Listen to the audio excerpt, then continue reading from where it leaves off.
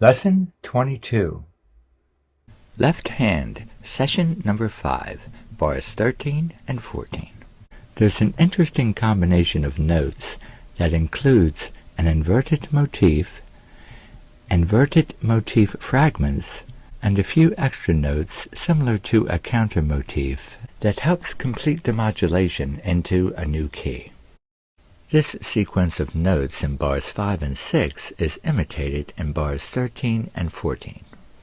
Bach camouflages this imitation of notes in bars 13 and 14 with a different accompaniment that's much more intense, teaching us by example how music has seemingly unlimited possibilities within a finite structure.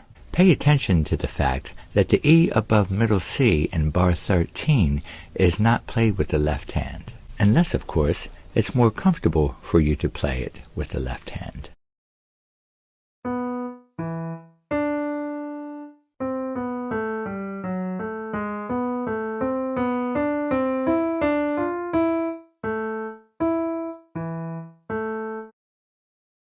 Keep repeating this session until you really have it down. Then you can play along with this next video clip and practice the left hand part while I play the right.